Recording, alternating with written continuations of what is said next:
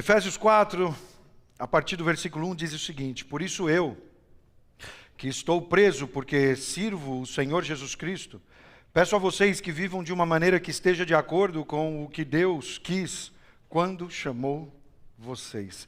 Só essa parte do texto já dá para parar e se deleitar no que Paulo está escrevendo aqui. Olha, presta atenção. Peço a vocês que vivam de uma maneira que esteja de acordo com o que Deus quis quando chamou vocês. Sejam sempre humildes, bem-educados e pacientes, suportando uns aos outros com amor. Façam tudo para conservar, por meio da paz que une vocês, a união que o Espírito dá. Há um só corpo, há um só Espírito, há uma só esperança, para a qual Deus chamou vocês. Há um só Senhor e uma só fé e um só batismo. Há somente um Deus e Pai de todos, que é o Senhor de todos, que age por meio de todos e está em todos. Porém, cada um de nós recebeu um dom especial, de acordo com o que Cristo deu. Como dizem as Escrituras Sagradas, quando ele subiu aos lugares mais altos, levou consigo muitos prisioneiros e deu dons às pessoas. O que quer dizer ele subiu? Quer dizer que ele também desceu até os lugares mais baixos da terra, isto é, até o mundo dos mortos. Assim, quem desceu é o mesmo que subiu, acima de todos os céus, para encher todo o universo com a sua presença. Foi ele quem deu dons às pessoas. Ele escolheu uns para serem apóstolos, outros para profetas, outros para evangelistas e ainda outros para pastores e mestres da igreja.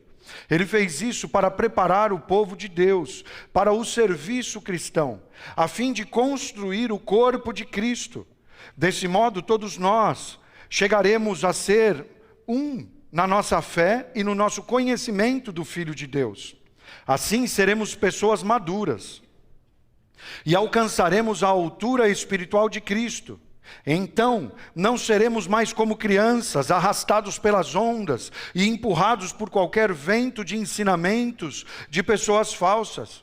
Essas pessoas inventam mentiras e, por meio delas, levam outros para caminhos errados. Pelo contrário, falando a verdade, com espírito de amor, cresçamos em tudo até alcançarmos a altura espiritual de Cristo, que é a cabeça.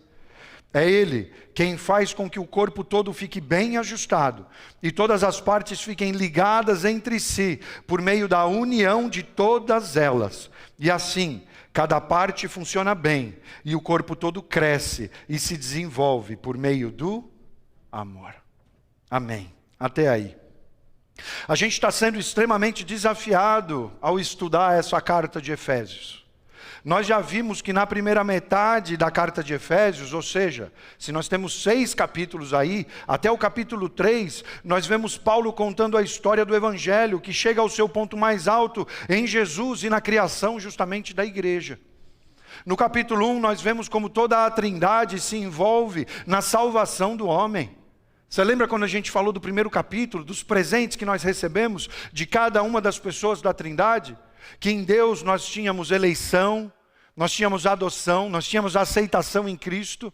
Em Jesus nós somos redimidos, nós somos resgatados, nós somos regenerados. E o Espírito Santo está agora mesmo nos santificando a cada um de nós. Isso nós estudamos no capítulo 1. No capítulo 2 nós vimos de uma maneira muito sincera qual é a nossa realidade longe de Deus. Quando nós deixamos o Senhor em segundo plano e quando nós decidimos fazer as coisas segundo a nossa maneira, a nossa vontade, o nosso desejo, o que acontece nas nossas vidas. No capítulo 3 nós vemos Paulo entregando segredos, revelando segredos que o próprio Deus havia revelado para ele. E quando ele recebe esses segredos, ele faz uma oração que nós chamamos de a oração mais ousada, mais atrevida da história.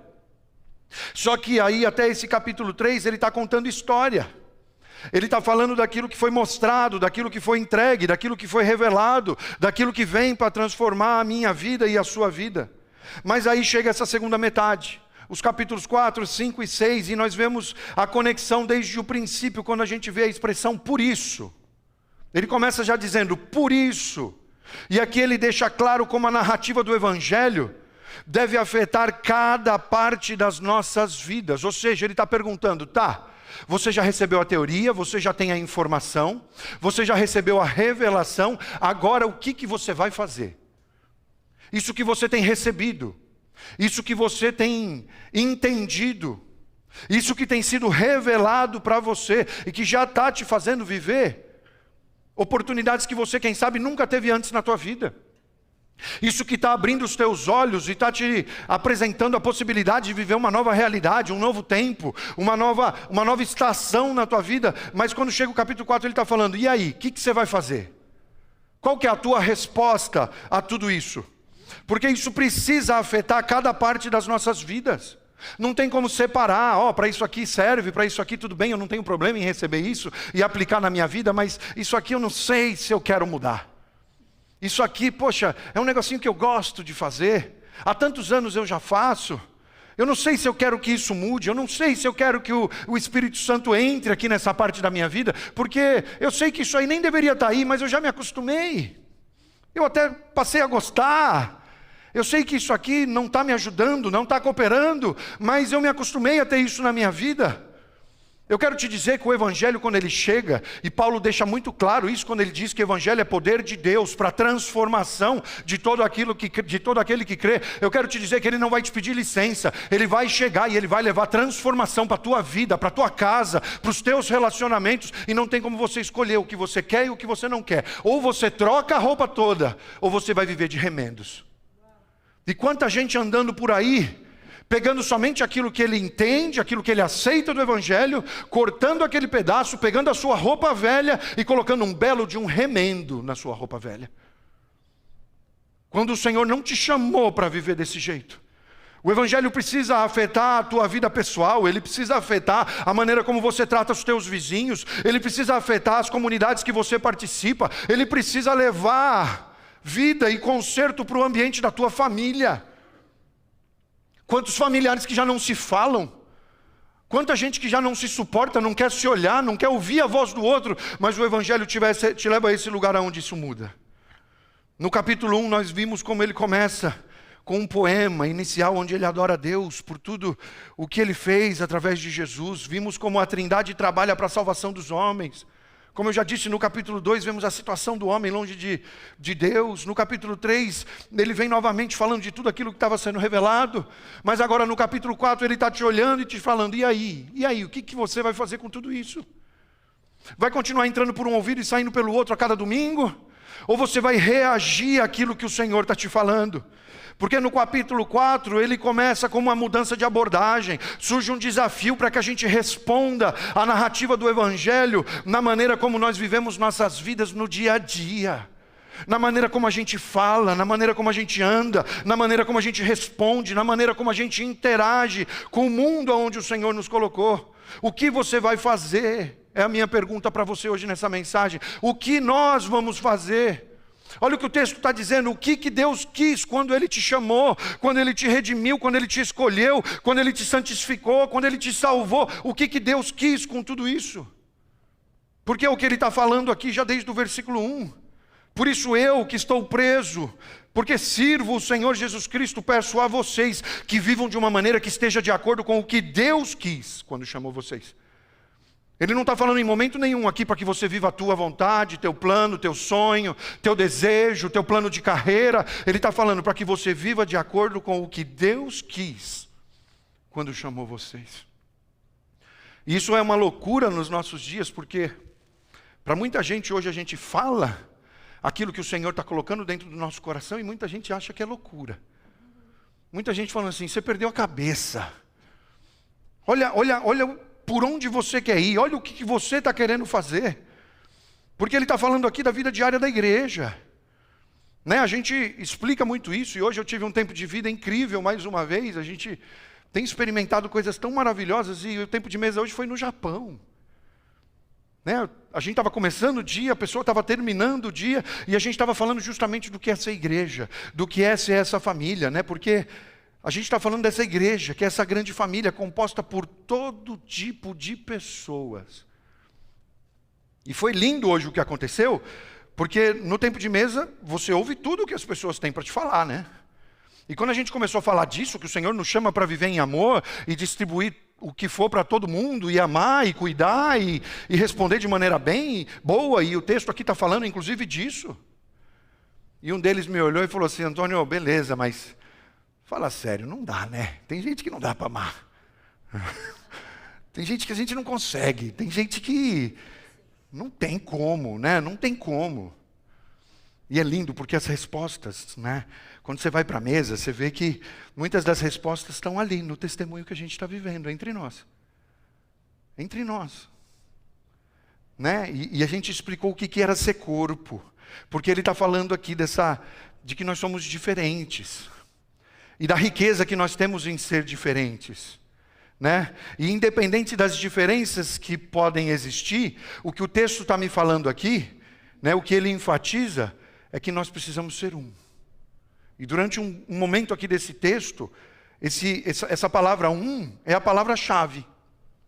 Fala de um só corpo, um só espírito, uma só esperança, um só Deus, uma só fé, um batismo. Está falando de um. Né? E aqui quando a gente vê isso, a gente entende que ele está falando de unidade. Ele está falando que a gente precisa sim caminhar perto. Ele está falando sim que a gente precisa compartilhar a vida uns com os outros. Ele está falando que a gente precisa pegar essas pessoas que são diferentes de nós e andar lado a lado com elas, sabendo que o Senhor tem um propósito muito maior do que nós, naquilo que a gente está vivendo. E quando a gente fala muito disso, é exatamente isso que a gente está querendo dizer, que não é a minha vontade, não é o meu plano, não é o que Deus vai fazer somente na minha vida, mas é o que Ele vai fazer através dela, afetando a vida de quem está do meu lado. E essa unidade não é a mesma coisa que uniformidade, porque a unidade vem de dentro. É quase que uma graça que o Senhor nos entrega. Né? É algo que vem de dentro para fora. A uniformidade é o resultado de pressão. E não é o que a gente está buscando aqui. A gente não quer te obrigar a nada. O que a gente fala desde que essa igreja nasceu? Aqui ninguém tem que nada. Porque a gente quer que você viva algo verdadeiro, algo autêntico. Algo que vem de dentro de você, e que quando isso começar a ser visto por fora, a gente vai entender que o que está acontecendo dentro de você é algo saudável.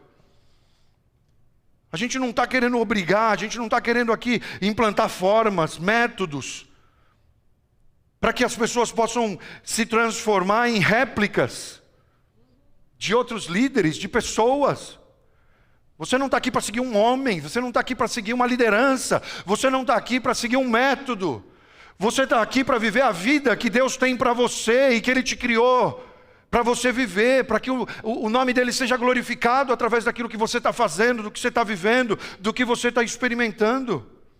E Ele está deixando claro aqui que existem muitas classes de pessoas diferentes. E com isso eu quero te dizer, nós não somos iguais, e graças a Deus por isso. Para de tentar formatar as pessoas de um jeito que você entenda, que você aceite, que você concorde. Eles não são como você, e graças a Deus, porque eles não são igual a você. Graças a Deus, porque eles não são iguais a mim.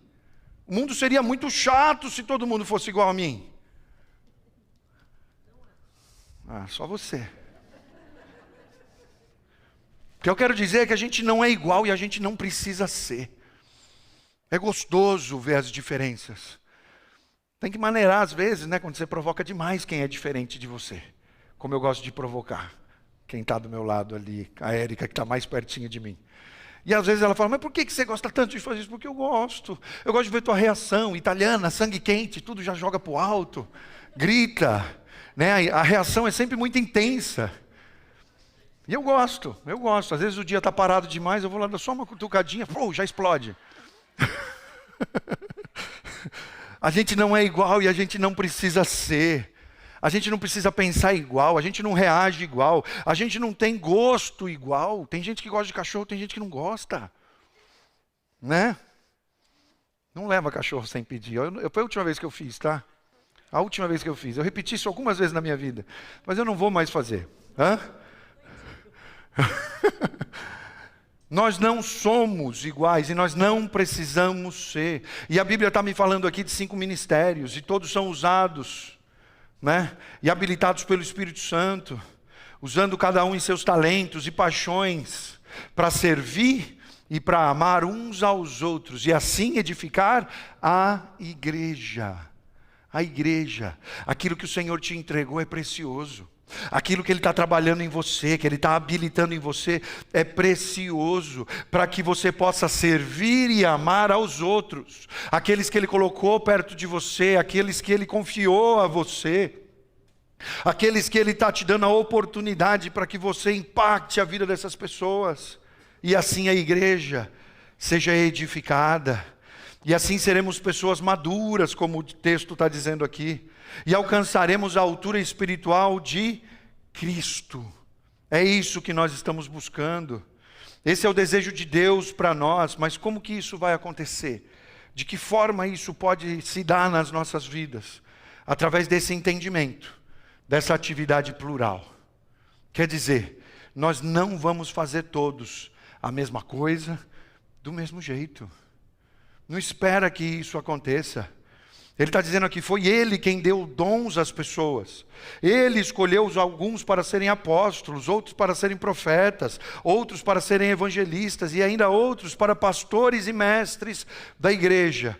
E Ele fez isso para preparar o povo de Deus para o serviço cristão, a fim de construir um só corpo.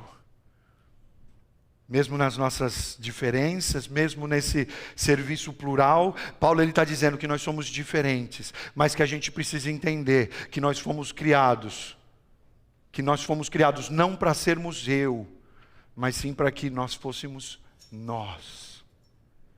Para que as pessoas pudessem ver isso. Desde Gênesis isso fica claro, quando a Bíblia fala que o Senhor está criando a terra e Ele fala, façamos o homem à nossa imagem e semelhança. O próprio Deus é plural, Ele é Pai, Ele é Filho e Ele é Espírito Santo. E muita gente aqui achando que tem que caminhar sozinho, muita gente aqui preocupado com o eu, quando o Senhor não te chamou para isso. E se você está falando por aí, eu vou fazer a obra de Deus, eu quero te dizer em amor, que não é a obra de Deus que você está fazendo, porque foi o próprio Deus que estabeleceu o modelo. Ele disse, façamos.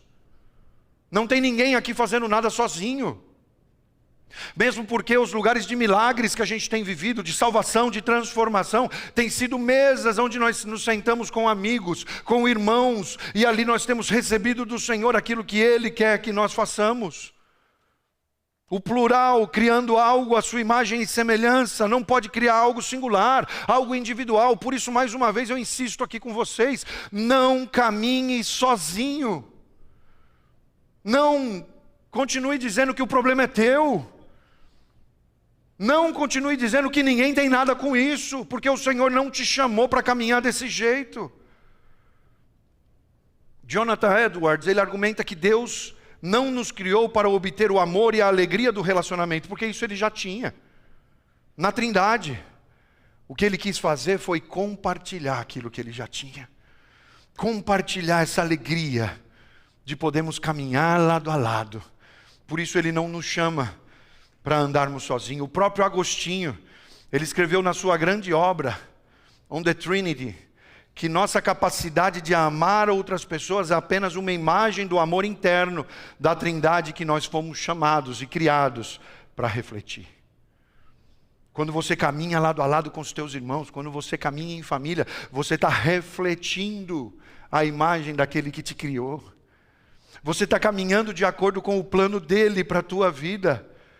Então por que Ele deu esses dons diferentes a cada pessoa? Uns apóstolos, outros profetas, outros evangelistas e ainda pastores e mestres. Porque Ele quer que nós vivamos o que Ele vive, comunhão. Para que a gente possa experimentar de verdade, completude, plenitude aqui na igreja, todos esses dons precisam se manifestar. E eles não vão se manifestar todos na tua vida. Você vai precisar olhar para o lado e buscar esses dons em quem está aí sentado do teu lado. Você vai precisar caminhar e descobrir aquilo que o Senhor está distribuindo a cada pessoa, porque o talento, o dom, a habilidade que o Senhor colocou em quem está do teu lado é diferente daquilo que Ele colocou para você. E quando você entender isso e você amadurecer no teu relacionamento, primeiro com Deus e depois com essas pessoas que Ele tem colocado aí ao teu lado, você vai descobrir que as diferenças, na realidade, são um superpoder. que as diferenças, e quantas vezes a gente sofreu no começo do casamento falando assim, não combina, é muito diferente. Até a gente amadurecer e descobrir que ser diferente era o melhor que podia ter nos acontecido. Porque a gente cobre hoje muito mais território, a gente cobre muito mais superfície, porque ela vê coisas que não passam pela minha cabeça. E eu vejo coisas que ela nunca pensou. Às vezes ela olha e fala assim, eu não acredito que você está vendo isso. Eu falei, você não viu? Não. Como muitas vezes ela vem com perguntas, eu falo, para que você está fazendo essa pergunta? É relevante? Vai mudar em que saber disso? Vai mudar em que esse detalhe? Hein, Rafinha? Para que tanto detalhe? Mas a gente foi chamado para caminhar em comunhão, liderar como Ele lidera. Cada um é de um jeito nessa família de Deus, mas nós sabemos que nós fomos criados para conviver, e não simplesmente viver, e não simplesmente sobreviver, mas Ele nos chama para que nós possamos conviver. Por isso eu quero te desafiar hoje, para que você, quem sabe, se você ainda chegou aqui vestindo essa roupa velha, que muitos de nós vestíamos antes de conhecer o Senhor, que você possa trocar essa roupa velha. Eu quero te dizer que o velho homem precisa morrer para que o novo homem viva, para que o Senhor possa se manifestar com plenitude na tua vida. E somente assim a imagem de Deus pode ser restaurada. Somente assim a natureza de Deus pode ser vista na tua vida. Por isso eu quero te propor algumas trocas que você pode fazer aqui hoje. Que você possa trocar a mentira que quem sabe antes fazia parte da tua vida, pela verdade que o Senhor está querendo manifestar, não somente em você, mas através de você. Para que você possa trocar essa raiva que muitas vezes você está sentindo, por uma paz que você não consegue nem explicar, mas que Ele tem para você.